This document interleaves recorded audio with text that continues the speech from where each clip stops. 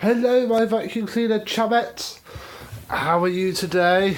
Yes, it's another turbo power video, and this time we have the 3 last hard box cleaners that are here at my mother's house. I do have a few more at home that need to be refurbished and brought over, but these are the 3 last hard boxes that aren't really part of a set. I tried to do sort of sets, so we've had the 3 junior soft bags, the 2 U2192s, the U2332s, the Turbo Master and the U2334 were a bit of an odd one. So yeah, the last 3 hard boxes. I'm puffing a bit because I just got down from the loft. They're pretty heavy, so I can't actually remember what the model numbers are. So what I'm going to do is tilt them forward one at a time.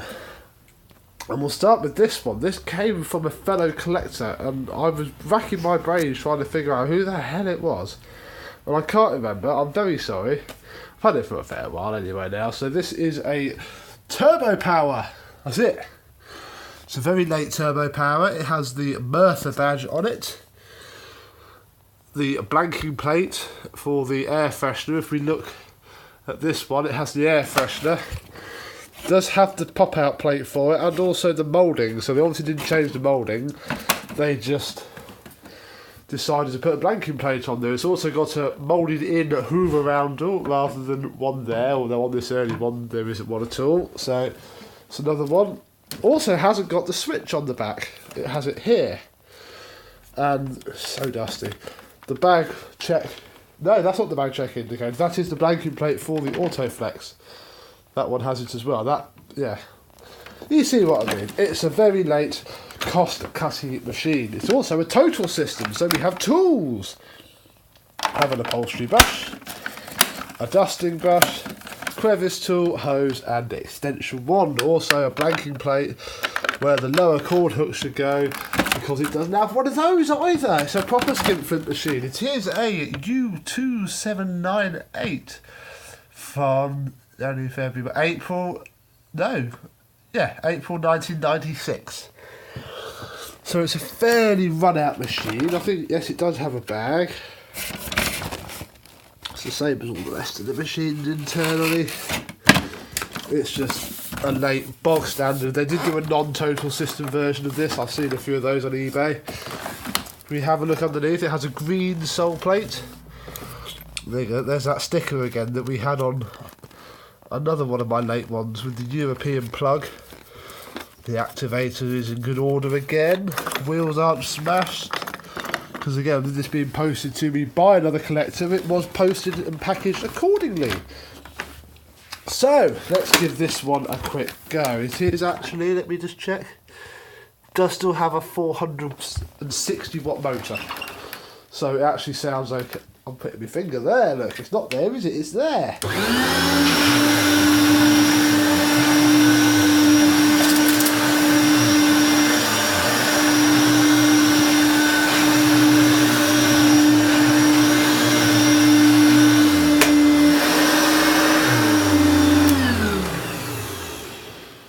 And it grooves very nicely indeed, as all Turbopower ones do. Now, if we put that up to there, which gives it a heck of a lean, we can test the suction.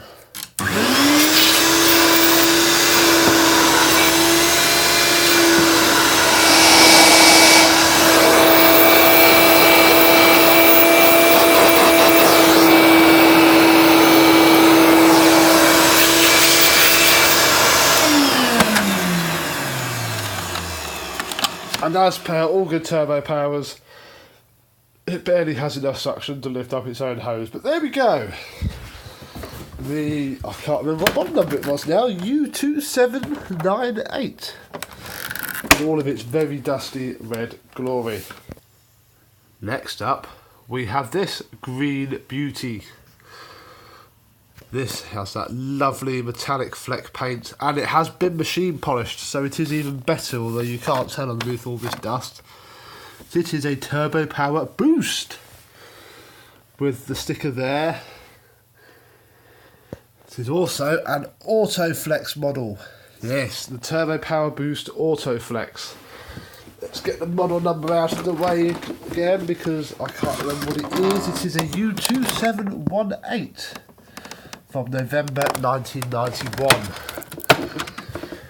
There we go. It has the early 90s style because it has the Hoover roundel there, that font and that boost. I've got another Turbo Power boost that is at home that has exactly that font. It's just boring beige, not this lovely metallic fleck.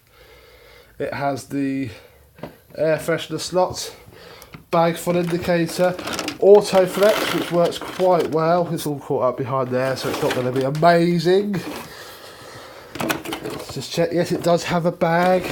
One of these doesn't, so when I pause, I'm going to have to swap a bag out from this. And also, look, it has the auto flex gubbins sat in there, like so. And now I can't close the bag. There we go. Tools wise, I only have an upholstery tool with this one. Can't say that's making me not sleep at night too much because these will crop up. It's also got a small chunk.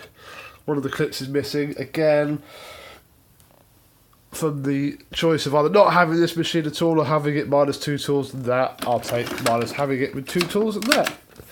It has the extension one and the hose, and again, because it's an auto flex, it has the bottom cord hook blanked off. That one's blanked off because it's cheap. This one is blanked off because it's not cheap. Oh, how the world of the Hoover marketing department did work. We flip it upside down. Has a black activator on it, which I think might mean that this is a pattern part, but the brushes are superbly stiff. It grooves the carpet. I never look at it. I'm not that fussed, I'll be honest. So, there we go. This was swapped. This was a swap, actually. This was swapped with another collector called Steve, who had a Dyson DC26 from me. If you're a reader of Manchester Vacs, you'll see that a year or two ago now, I refurbished a completely and utterly screwed up DC26, and Steve wanted it, so we did a little swap. And I can't help but think I got the better deal. He was more than happy with his DC26. I'm more than happy with this. One thing I should say is that the headlight doesn't seem to work. It did work when I got it. The bulb isn't blown, however, it doesn't work. And I've not had it apart since putting it up in the loft to look for the loose connection or whatever it is, so the headlight doesn't work. So we'll start it off in normal mode.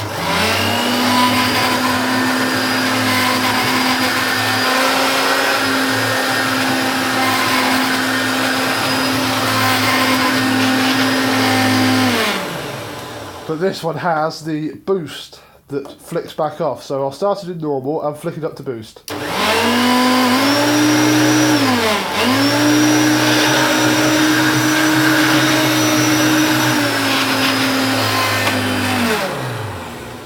There we go. I don't think the boost models were terribly popular because it's a sprung switch. So, as you flick it on to boost, you have to hold it down. I think you can turn the switch around, the wiring around the switch, so that the first position is the boost mode. But I haven't done it on this one. Let's check the tools.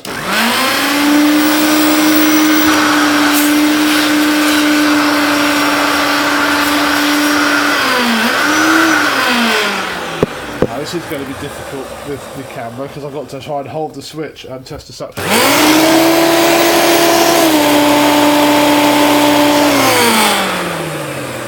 However, the suction is doubly improved in boost mode. It's a bit rattly actually.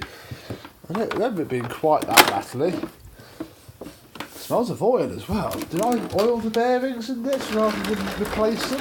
I don't know, it was a while ago. But there we go. Oh, and there's the telephone. So I best answer that.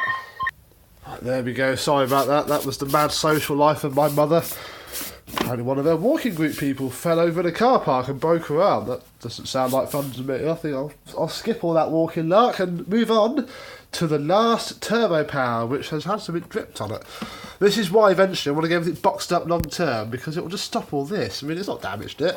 It's wiping off, bit of a polish. I mean, this was beautifully waxed before, and now look at it. But the wax protects the plastic, and it'll be fine. And this is, I think, the oldest Turbo Power I have. Let us identify it. This isn't the glass one, it's the one before that, because it's not the Autoflex. This is a U2194 from November 1984. This came from eBay. This was there's charity shops that advertise on eBay. Well, this was that, and I had it up for, I think it was 15 quid by it now, so I bought the hell out of it, I'll be honest, because it's a beautiful machine, especially when it's not covered in dust. Anyway, it has the Perivale Royal Warrant on it, but obviously I don't think it's made in Perivale. The old style Turbopower logo, the air freshener slot, and the full Hoover Turbopower gubbins up there. It doesn't have the Turbopower roundel, but this is the original handle because it's very dark plum. Very dark plum indeed. It has a blanking plate for the Autoflex and a lovely fully working bottom cord hook. If I just flip it around, look at all that dust. Clean all these up before they go back in. You can see it has a brown base plate, very nice activator. I presume it's genuine. I'm not really fussed if it's not, I'll be honest. Something sounds a little bit iffy though. Really wish I've written down what I've done to all of these. Some of these have been fully rebuilt, new bearings all round, as good as new, and some haven't. And so I'll turn it on and show you. Oh, actually, it also has a brown cable. Shows how early it is. Obviously, they cut that cost completely when the range is a little bit older. So let's just fire it up.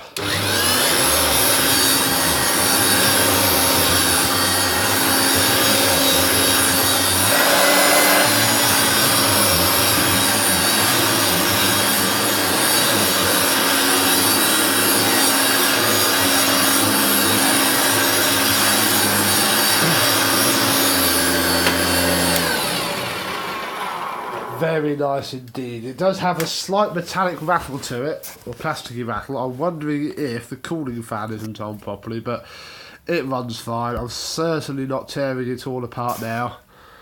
So it's only going to go in storage. It could be a job for another day, can't it? When it's really vintage rather than just quite old.